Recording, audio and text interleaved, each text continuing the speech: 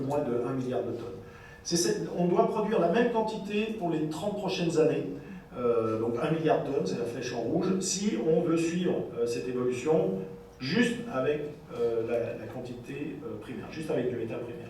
Pour aller en 2100, il faut rajouter 2 milliards de tonnes. Donc vous voyez un peu les enjeux, hein, c'est absolument colossal. Et pour les illustrer, je vous montre ici la photo d'une mine historique de production de cuir, la mine Kennecott en Utah. Historique, elle fonctionne depuis une centaine d'années. Donc pour vous donner l'échelle, hein, les petits points que vous voyez ici, c'est ces immenses camions là, qui sont utilisés pour extraire pour l'extraction dans les mines à ciel ouvert. Le trou, là, c'est 3 km de long, 1 km de large, 1 km de profondeur. Vous avez une idée de la quantité de cuivre qu'on a produit de cette mine en une centaine d'années. Je vous donne un indice, la consommation actuelle de cuivre au niveau mondial, c'est 25 millions de tonnes. Allez-y, lancez-vous. Il faut se comprendre. Alors on a produit 18 millions de tonnes de cuivre de ce trou, avec la concentration qu'il a, et on a extrait 6 milliards de tonnes de roche.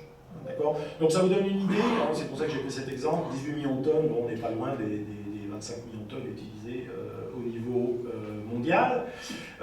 Bon, si on veut suivre l'évolution que je vous ai montrée précédemment, pour les 30 prochaines années, c'est 40 trous de ce type-là qu'il faudra faire, et puis l'histoire ne s'arrête pas en 2050, hein, donc on continue 130 ou 80 ans, etc. Donc on imagine les impacts environnementaux derrière. Si on regarde maintenant, bon, il y a un petit truc qui s'est passé là, si on regarde maintenant la quantité d'eau utilisée pour cette production, bon, au Chili, alors c'est pas dans cette mine là, mais au Chili on utilise à peu près 200 mètres cubes d'eau par tonne de cuivre produit. Pour suivre cette évolution-là, ça veut dire 200 km3 d'eau consommée, c'est 2 fois le lac de Genève en 30 ans. Ça représente à peu près 1 litre d'eau par habitant de la planète par jour, donc à nos besoins pour survivre. Ça, c'est juste la production de cuivre, on a 5 millions de tonnes, on a l'aluminium, 100 millions de tonnes, l'acier, 1500 millions de tonnes qui arrivent derrière. Un autre exemple d'impact environnementaux sur l'emprise au sol. Donc ça, c'est une autre mine, hein, mine Palabora en Afrique du Sud, 4 millions de tonnes de cuivre produit en 40 ans. Pareil, un trou de 2 km de long, 800 mètres de profondeur, pour produire cette boule de cuivre. Hein, c'est une vue d'artiste, bien sûr. Cette boule de cuivre, si on la met à l'échelle, ici, de toute la zone qui est affectée par l'exploitation, bah, ça représente ce petit point blanc pour une surface qui correspond à une ville de taille moyenne, de type Grenoble. Okay, donc voilà, on comprend quand même que ces impacts ils sont sérieux et surtout ils sont concentrés à l'endroit où on produit, hein, alors que la consommation, elle, peut être répartie au niveau mondial. Le volume de déchets produits, de déchets miniers actuellement, c'est, si on cumule tout ça au niveau mondial, un cube de 6 km de côté, et on rajoute chaque année, avec la production actuelle, mais qui va augmenter, environ 10-12 km3. Alors tout ça, évidemment, génère des impacts environnementaux, et les impacts environnementaux génèrent eux-mêmes de l'opposition sociale. Et si vous faites une petite recherche Google sur opposition sociale mining, bah, vous aurez plein de sorties, dont j'ai mis ici quelques exemples, que je ne vais pas détailler, mais il y a 2 exemples qui me semblent assez emblématiques. Le Salvador, ici, qui a banni de son territoire l'extraction minière suite à des pollutions d'eau de surface assez massives, et ça c'est inscrit dans la loi, hein, alors que le Salvador était un pays producteur de métaux. Un deuxième exemple ici en Australie, où un charbonnier voulait étendre son exploitation. Les riverains se sont opposés à ça, il y a eu un procès, et le charbonnier a été débouté avec l'argument en cour de justice que son activité n'était pas compatible avec une volonté de réduire les effets du changement climatique. Donc si ce genre de choses arrivent dans des cours de justice, et notamment en Australie, qui est quand même un gros producteur de matières premières, on peut imaginer que ça fasse jurisprudence, etc. Bon, j'en sais rien, mais en tous les cas, voilà, je pense que ça c'est une limite vraiment importante, que personnellement je classe parmi les limites les plus importantes, au-delà des affaires de réserve, de technologie, etc. dont je vais parler après. La deuxième limite que l'on envisage souvent, c'est l'épuisement des réserves, et notamment la notion de peak oil, hein, suite aux travaux de Berthe dans les années 50, qui a été appliquée aux métaux, hein, donc peak un stock fini. Et quand on puise dans le stock, il y a un moment donné où il y a de moins en moins de stock. Et donc, une courbe en cloche. Bon, j'illustre ça avec l'exemple de nos collègues australiens, qui ne sont pas des truffes, hein, ils savent de quoi ils parlent. C'est des géologues dans un pays minier, Norfa et al., et qui nous disent que la production de cuivre primaire, on est au pic, et puis tout va s'écrouler, et on va tous mourir d'ici la fin du siècle. Ici, c'est la demande qui est anticipée, donc vous voyez quand même qu'il y a un gap entre les deux qui est très important. Alors, bon, ça c'est un signal qui est récurrent dans la littérature, c'est des affaires qu'on trouve de manière régulière, et pour illustrer ça, je vous montre un article de 1924, donc il y a quasiment un siècle, une déclaration d'un dénommé Jorah Lemon, diplômé de Harvard, qui connaissait aussi son affaire, parce qu'il était président d'une compagnie minière qui produisait du cuivre, et qui nous dit, j'arrive pas à lire, au rythme actuel de la consommation et de la production de cuivre, l'âge de l'électricité va être court et ne durera que quelques années. Notre civilisation basée sur l'électricité va s'étioler et finira par mourir. Alors, bon, 1924, ça nous laisse quand même une certaine latitude pour voir ce qui s'est passé depuis. Et en fait, la production de cuivre, elle a toujours continué, et je dirais même que les réserves quasiment de tous les métaux n'ont cessé d'augmenter depuis 1900. À nouveau pour le cuivre ici, on connaissait 25 millions de tonnes de réserves de cuivre dans les années 1900. Actuellement, on doit être à 850 millions de tonnes, ça continue à augmenter. Donc on a finalement une augmentation des réserves qui est quasiment parallèle, enfin en tous les cas à un taux similaire à l'augmentation de la consommation. Alors, ça peut paraître complètement contre-intuitif, mais la raison à cette évolution, elle est double. La première, c'est qu'on a fait bien sûr des découvertes de nouveaux gisements, etc. C'est de moins en moins le cas, parce qu'on a une vision quand même assez exhaustive maintenant de nos potentiels, au moins jusqu'à, on va dire, 300 mètres de profondeur. La deuxième raison, qui est à mon avis encore plus importante, c'est que pendant que l'on a suivi cette évolution, en fait, la qualité des gisements exploités, des gisements de cuivre, et donc leur concentration a largement diminué au cours du temps. Au début du siècle dernier, on extrayait du cuivre de roche qui en contenait 4%. Au temps des Romains, on utilisait du cuivre natif. Actuellement, on est en dessous de 1% de concentration des gisements de cuivre exploités au niveau mondial, et on anticipe une baisse qui va se poursuivre dans le futur de cette concentration. Or, la distribution du cuivre dans la croûte terrestre suit une loi normale.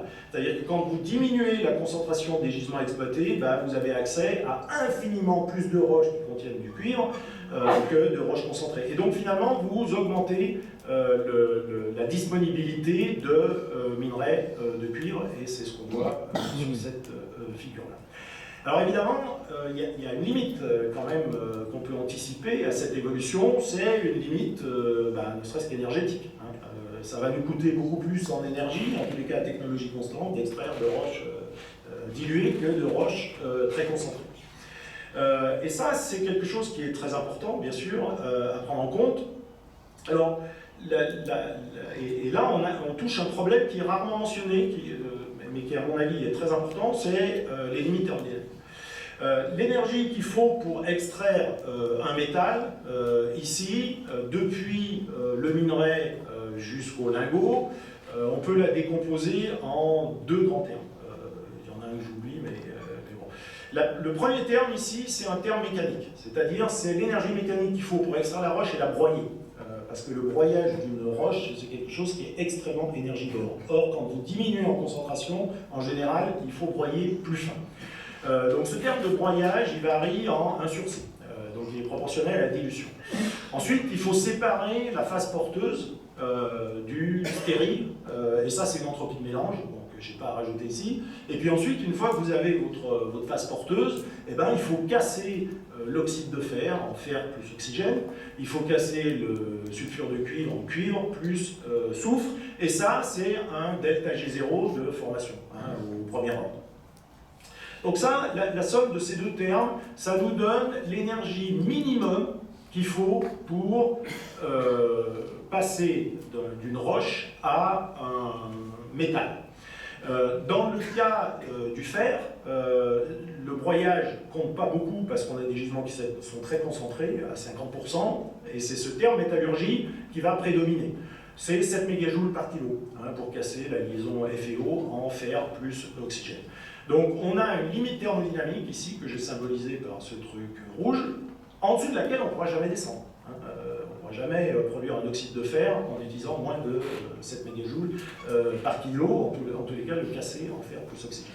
Maintenant, si on regarde la quantité d'énergie qu'il a fallu, qu'il faut pour produire 1 kg d'acier, dans les années 50, on était plutôt à 60 mégajoules par kilo. Là, je parle sous le contrôle de Yves, qui s'endort, mais qui me corrigera si c'est faux. Actuellement, on est plutôt à, on va dire, 25 à peu près mégajoules par kilo. Donc, on a diminué d'un facteur 3, grosso modo, en 70 ans. On ne va pas faire la même chose dans les 70 ans à venir, hein, à cause de cette limite thermodynamique. Okay, donc ça, c'est une contrainte extrêmement faible. Dans le cas de l'acier, il n'y a pas de problème, enfin, le problème est moindre, parce que finalement, cette limite est horizontale au cours du temps, parce que la concentration des gisements de fer a peu évolué au cours des 70 dernières années. Dans le cas du cuivre, je vous ai montré tout à l'heure que la concentration des gisements a diminué, et dans le cas du cuivre, parce qu'on est à moins de 1% de concentration, bah, c'est ce terme-là qui est le plus important. Et donc la limite thermodynamique, elle, augmente au cours du temps. Alors dans un cas, on améliore la technologie, donc on est capable de diminuer la quantité d'énergie, et dans l'autre cas, on augmente la limite thermodynamique, donc évidemment il y a un point de convergence au-delà duquel ce qui devient contraignant, c'est la limite thermodynamique. Okay, alors quelle implication ça a, ça? L'application première, c'est qu'on ne va pas avoir d'amélioration technologique qui va nous permettre de compenser le coût énergétique supplémentaire qu'on attend et qui est dû à la baisse de concentration des gisements.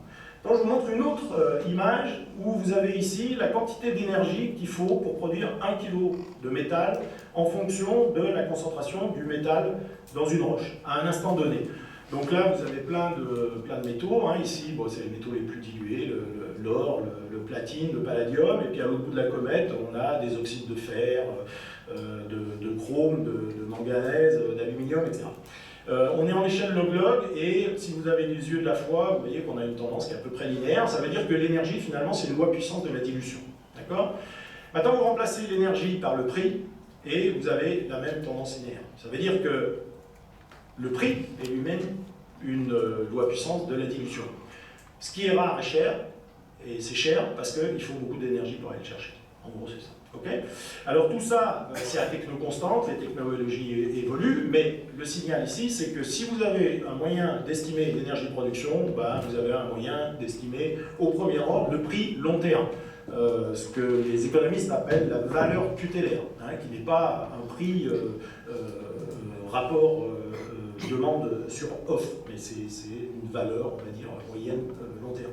Alors en mixant tout ça, c'est là où je veux en venir, je vous montre l'évolution du prix calculé, sans modèle économique, hein, de différents métaux qui sont importants hein, dans le cadre de la transition énergétique, l'aluminium, le cuivre, le nickel, l'argent. En bleu, vous avez les données historiques, à nouveau en monnaie constante, et puis en rouge, c'est les résultats du modèle. Donc vous voyez qu'il y a des fois on n'est pas très bon ici, notamment entre les années 50 et 70, où là c'est vraiment de l'économie hein, qui joue, c'est la restructuration du marché, l'économie d'échelle et ce genre de trucs. Mais quand même, d'un point de vue global, on n'est pas si mauvais que ça, et surtout, bah, ça nous permet d'anticiper les évolutions de prix futurs pour des scénarios de consommation qui sont fixés eux-mêmes par les scénarios, notamment en transition énergétique. Et ce qu'on voit, c'est que bah, dans le cas du cuivre, évidemment, enfin pas évidemment, mais on attend une envolée de prix long terme, idem pour le nickel. Donc finalement, la question de la disponibilité, ça va être, la disponibilité future sera en fonction du prix qu'on va être prêt à payer, hein, et des impacts environnementaux qu'on sera prêt à accepter, et puis du prix de l'énergie. Voilà. Et ça va être la ligne de base parce que cette physique, c'est elle qui limite le potentiel d'amélioration technologique, qui lui-même contrôle l'économie. Et c'est pas l'inverse. Alors certes, l'économie va arriver, bien sûr, et va faire son affaire à elle, mais quand même, on a une ligne de base ici qui est importante à avoir en tête. J'ai bientôt fini, j'ai quasiment fini même. Il y a une troisième, peut-être pas limite, mais contrainte avec laquelle il faut composer, bien sûr, c'est une dimension géopolitique. Actuellement, l'Europe consomme 15% à peu près des métaux produits mondialement, elle en produit à l'intérieur de ses frontières, domestiquement, environ 3%. Donc clairement, on est très dépendant d'importation à l'heure actuelle. Je montre ici une image qui est bien connue, c'est la production de métaux critiques, bon, on pourrait le définir après si vous êtes intéressé, mais de certains métaux utilisés notamment dans les hautes technologies, qui sont consommés notamment dans les pays développés. Vous voyez que c'est bien connu, la Chine en produit une bonne partie, et notamment dans le cas des terres rares, des quantités qui sont très très importantes. C'est vrai aussi pour le cobalt en République dite démocratique du Congo, le tantal, les platinoïdes pour l'Afrique du Sud, etc. Voilà. Donc ça interroge beaucoup, et ça interroge beaucoup notamment visiblement nos politiques, avec la création d'une vulnérabilité, une dépendance à l'importation, pour des métaux critiques qui n'ont cessé d'augmenter. Il y en avait 14 qui étaient identifiés au niveau européen en 2011, actuellement on en a une trentaine. Bon, cela dit, il ne faut pas oublier qu'actuellement on est aussi dépendant d'importation, ce risque qui est réel, je ne le nie pas, et cette dépendance à l'importation, la situation elle est similaire depuis plusieurs décennies pour les hydrocarbures, et aussi probablement pour l'uranium. Donc en fait, cette dimension dépendance à l'importation et vulnérabilité n'est pas forcément incompatible avec le futur, même si elle doit être prise en compte. C'est ça que je veux dire. Ce que ça nécessite, par contre, c'est une collaboration internationale, bien sûr. Alors, pour continuer là-dessus, le poids de la Chine, qu'on mentionne beaucoup pour les métaux critiques, il existe aussi sur les métaux de base. La Chine, en 2018, a produit quasiment la moitié de l'aluminium, du plomb, de l'acier, cuivre, nickel, zinc et étain raffinés mondialement. Et l'Europe et les États-Unis, eux, en ont consommé 15% et 10% respectivement. Donc clairement, cette position dominante de la Chine sur les métaux de base lui donne un pouvoir très important, un contrôle des prix de provisionnement important. C'est le cas de l'OPEP actuellement, sur les hydrocarbures. Et ça fonctionne. Donc dans le cas de la Chine, on peut espérer, je suis peut-être très naïf, que cela puisse fonctionner aussi dans le futur.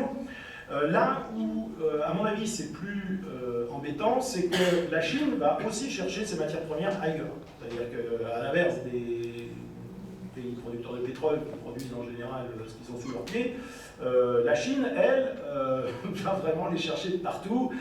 Sur cette carte, vous avez de l'Afrique, les patchs de couleur montrent les pays où la Chine a des droits sur le marché des matières premières minérales et énergétiques. Et ce qu'on voit, c'est que quasiment toute l'Afrique est couverte de couleurs, avec des échanges commerciaux entre Afrique et Chine qui étaient de l'ordre de 200 milliards de dollars en 2013, donc j'imagine que ça pourrait évoluer, mais je n'ai pas les chiffres plus récents, et un réinvestissement de cette manne sous forme d'infrastructure au niveau d'Afrique, donc c'est vraiment une relation, c'est une attitude colonialiste, acceptée, mais quand même colonialiste de la Chine vers l'Afrique. Alors ce qui est vrai en Afrique, c'est aussi vrai en Amérique du Sud, c'est vrai en Australie, c'est vrai aux États-Unis, c'est vrai aussi, on a quelques exemples en Europe. Et ça par contre, effectivement, ça peut être vraiment inquiétant, puisque c'est pas seulement son stock à elle qu'elle utilise. Voilà, donc moi les messages que je donne en général sont très vagues, parce que c'est vraiment une problématique extrêmement complexe, cette problématique des matières premières, et notamment de l'énergie. Moi, j'ai pas de boule de cristal. Quelques points quand même qui me semblent importants, même s'ils sont bateaux. Les ressources minérales sont aussi centrales que l'énergie. Donc clairement, évidemment, la minimisation de l'utilisation, la maximisation du recyclage sont cruciales. L'absence de pénurie, et notamment de pénurie de métaux ou de matières premières, c'est pas un signe d'abondance, c'est un signe de progrès technologique. C'est vrai pour les matières premières, mais c'est vrai aussi pour les ressources, certaines ressources renouvelables, par exemple les ressources halieutiques. On a perdu 90% des populations de Merlin ou de Mérou dans certains endroits. On n'a pas eu de pénurie parce que la technologie nous a permis d'améliorer des techniques de détection des poissons et de pêche. Le problème, c'est qu'il y a toujours une limite thermodynamique. Et la question, moi personnellement, qui m'intrigue beaucoup, c'est qu'est-ce qui se passe quand la limite thermodynamique est atteinte. Bon, si on regarde le passé, en fait, on change de ressources. D'ailleurs, on passe à des ressources qu'on appelle non conventionnelles. On l'a fait pour les hydrocarbures, on peut le faire aussi. Alors, la question, c'est est-ce qu'on peut le faire pour les ressources minérales et ça veut dire aller chercher d'autres types de ressources, marines, sur les astéroïdes, j'en sais rien. Les gens imaginent plein de trucs. Doit-on le faire? Ça, c'est une autre question. Parce que les impacts environnementaux associés à une exploitation sous-marine, là, je ne vous en parle même pas. Peut-on envisager une relocalisation de la production? Si la qualité des ressources ailleurs diminue, ça veut dire que la qualité des ressources qu'on n'a pas exploitées chez nous, peut-être, peut devenir compétitive. Donc il y a toute une question là-dessus, relocalisation de la production dans les pays développés. Bon, la demande et l'approvisionnement, ça va dépendre de plein de dimensions. Des dimensions bien sûr techno, mais aussi économiques, géologiques, géopolitiques, environnementales, sociales. À mon avis, il n'y a pas de chemin unique, mais ce qui est sûr, c'est que le futur sera différent du passé. Et une question qu'on peut se poser, c'est est-ce que la transition énergétique est compatible avec la croissance des pays riches dans ce contexte-là. Un dernier point, la coopération internationale qui me semble essentielle. J'ai essayé de dire bien sûr pour les hydrocarbures, mais aussi pour les matières premières. Mais actuellement, on n'a pas de modèle pour évaluer les flux entre pays. Ce qui est sûr, c'est qu'on a des gradients de concentration sur production. Donc si on a un gradient, on met une loi de Fick et puis on peut avoir un flux, a priori. Mais ça veut dire qu'il faut qu'on ait un accord entre ces pays. Donc on a une dimension physique, où on peut travailler sur les potentiels de flux, et puis une dimension plutôt économique et sociale. Donc il y a plein de choses à faire là-dessus, c'est des modèles qui sont assez marrants. Et puis surtout tester les scénarios de coopération ou pas, ça veut dire prendre en compte les mécanismes de décision quand on a des problèmes, des points durs. Et ça, c'est pas fait du tout dans les modèles actuellement. Donc, je m'arrête là. Merci. Bravo, monsieur Vidal.